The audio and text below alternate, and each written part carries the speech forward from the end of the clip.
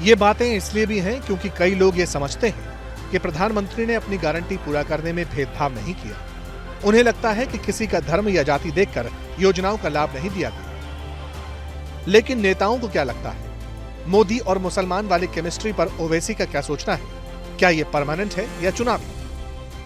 First phase के बाद 7वें चरण तक प्रधानमंत्री ने सिर्फ इलेक्शन को मुसलमान बना के रख दिया। ये इनकी एक पूरी एक स्ट्रेटजी है कि ये मुसलमानों की नफरत, मुसलमानों का डर दिखाकर और वो अपनी नाकामियों को कवर करना चाहते हैं। रोजगार नहीं दिया युवाओं को, महंगाई आसमान को छू रही है, उत्तर प्रदेश में पेपर लीक होता है। किसी मुसलमान ने, सिख ने, ईसाई ने अपने धर्म की बुनियाद पर आरक्षण कभी मांगा ही नहीं है। आरक्षण किसी भी धर्म के बुनियाद पर नहीं दिया जाता है, लेकिन जो पिछड़े हुए हैं उनको दिया जाता है। अब ये तय कौन करेगा कि मुसलमान पिछड़े हैं या ईसाई पिछड़े हैं या सिख पिछड़े हैं? ये कौन तय करेगा? सच्चर कमेटी की रिपोर्ट है।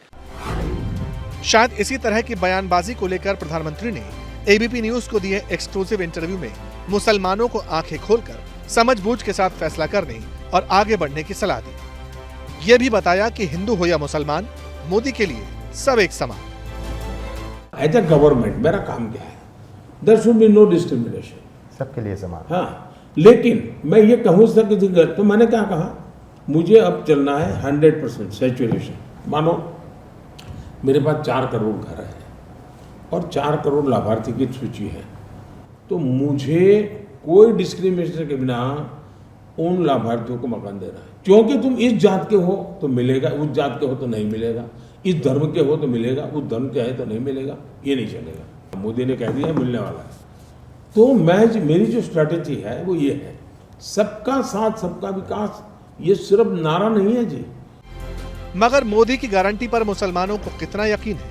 पूर्वांचल की जिन सीटों पर मुस्लिम फैक्टर डोमिनेंट है, जिन्हें लोकतंत्र के उत्सव में वोटिंग का इस्तेमाल करना है, वो मोदी के विजन से, मुसलमान पर मोदी की वर्किंग स्टाइल से कितने मुतमईन हैं?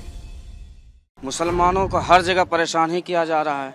गली गली घूम के देख लीजिए, ये मुसलमान, ये महिलाएं जो बगल में खड़ी हैं, इनकी तकलीफ देख लीजिए, पूछ लीजिए इनसे क्या क्या तकलीफें हैं। लाइट नहीं सही से मिल पाती है, जैसे पानी का समस्या है, जैसे बेरोजगारी है, परेशान हाल है। इस मोहल्ले में आज तक भाजपा का कोई भी एक बंदा नहीं आया है पूछने के लिए कि आपकी क्या हाल है। एक भी आज तक इतने 10 साल में मोदी सरकार चल रही है, किसी कभी एक भी इंसान नहीं आया है कि यहाँ पर क्या समस्या है, और समस्या का यहाँ भंडार है। प्रधानमंत्री जी तो बोलते कुछ है, करते कुछ है। उनका कोई एक टिकते नहीं है एक बात पे। उनकी बात भाषण में कुछ और रहती है और धरातल पे वो कुछ और रहती है। वो नॉन मुस्लिम हो या छोटी जात बड़ी जात, किसी के लिए काम नहीं कर रहे हैं। मुसलमानों की बात ही नहीं है। मुसलमानों को तो सिर्फ फ्रंट पे किया जा रहा है। वो किसी के लिए कोई काम नहीं कर रहा। पढ़ के तो मुसलमान टोटो चला रहे हैं, मुसलमान क्या हिंदू भी चला रहे हैं। किसके लिए अच्छा हो रहा है? किसी के लिए अच्छा नहीं हो रहा है, किसी के हित में अच्छा नहीं हो रहा है। कहीं भरोसा है, लेकिन अगर मुसलमानों को साथ लेकर आगे बढ़ना है तो फिर बीजेपी को अभी और काम करना होगा। वैसे जो काम मोदी ने किए उनकी भी चर्चा खूब होती है। फिर चाहे वो 3 तलाक को कानून बनाकर खत्म करना हो, हज यात्रा के लिए मेहरम खत्म करना हो, महिलाओं के हज यात्रा पर अकेले जाने का फैसला हो, या फिर केंद्रीय वक्फ बोर्ड की संपत्तियों की 100% जियो टैगिंग, वक्फ संपत्तियों पर स्कूल, कॉलेज, अस्पताल, सामुदायिक भवन के निर्माण की पहल, या फिर 2 करोड़ से ज्यादा अल्पसंख्यक छात्रों को छात्रवृत्ति। अब सवाल है, क्या ये काम मजबूती से या फिर मजबूरी में मुस्लिम समाज पर छाप छोड़ रहे हैं? हमारे समुदाय को लेके जो लोग एक अफवाह बनाते हैं कि बीजेपी खिलाफ है, कम से कम वो बात तो मोदी जी ने रखा। एक प्रधानमंत्री के अंदर ये बात जरूर होनी चाहिए। जो मैं सुन रही हूँ भाई, मैं उसी को जानती हूँ। प्रधानमंत्री ने एक बात कही ना कि मैं चाहता हूँ मुसलमान भी पीछे न रह जाए, वरना उससे भी मुझे दर्द होगा। तो यानी वो मुसलमान को बराबर मानते हैं ना। एकदम क्लियर कहा प्रधानमंत्री नरेंद्र मोदी जी ने कि मुसलमान भी महत्वपूर्ण अंग है भारत देश का।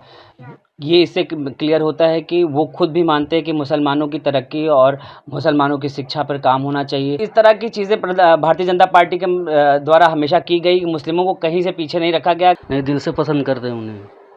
वजह क्या, अच्छा काम कर रहे हैं, हर तरफ विकास कर रहे हैं, नाम हो रहा है, इसलिए पसंद करते हैं। सवाल तो ये भी पूछे जाते हैं कि मोदी सरकार में देश की विकास की यात्रा में मुसलमान समाज की भागीदारी कितनी बढ़ी। मोदी सरकार ने इन्हें कैसे आगे बढ़ाया भी या नहीं? आंकड़ों के मुताबिक पीएम मुद्रा योजना, पीएम आवास योजना, जनधन योजना, पीएम किसान योजना, आयुष्मान भारत योजना, किसान सम्मान निधि, उज्ज्वला योजना, स्वच्छ भारत मिशन, पेयजल और बिजली योजनाओं के लगभग 22% से लेकर 37% लाभार्थी कमजोर और पिछड़े अल्पसंख्यक वर्ग के हैं। देखिए, प्रधानमंत्री हैं, वो सबके प्रधानमंत्री हैं और हम लोग भी जितनी इज्जत करते हैं उनकी, जैसे सब इज्जत करते हैं हम भी करते हैं, लेकिन पता नहीं क्यों मुझे ये लगता है उनके कहने में और करने में बड़ा फर्क है। जब वो माँ से मुसलमान, माँ से मटन, माँ से मंगलसूत्र की बात करते हैं, उस समय मुझे वो इस कदर भेदभाव करने लगता है कि हम इस शहर के नागरिक हैं भी या नहीं। प्रधानमंत्री जी ने सबके लिए काम किया है, कोई ऐसा समाज वंचित नहीं है जिनके लिए काम नहीं किया। तो माननीय प्रधानमंत्री जी का ये सोच ही है कि हमारे हिंदुस्तान के जो मुसलमान हैं वो मजबूर नहीं रहे, बल्कि मजबूत रहे। जो शब्द है तो ऑलरेडी तो प्रधानमंत्री मजबूत है ही हैं, क्योंकि वो व्यक्तिगत तौर पर उनकी खुद पार्टी 330 है। यहाँ पर बात पैदा होती है कि हिंदू और मुसलमान का वर्सन प्राइम मिनिस्टर के शब्दों से नहीं निकलना चाहिए।